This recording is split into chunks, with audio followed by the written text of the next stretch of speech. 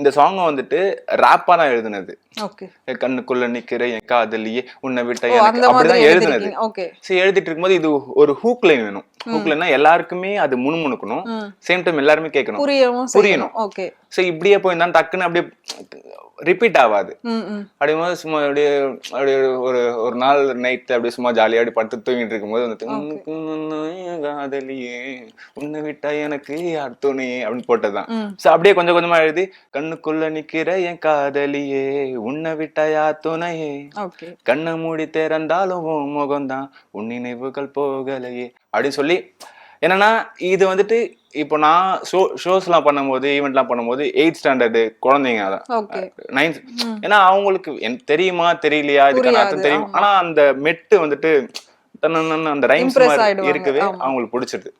So அது அப்படி சேர்த்துட்டோம்னா நம்மளுக்கு ஈஸியா நம்ம சொல்ல வர்றதை வந்துட்டு மக்களுக்கு கொண்டு போயிடலாம்.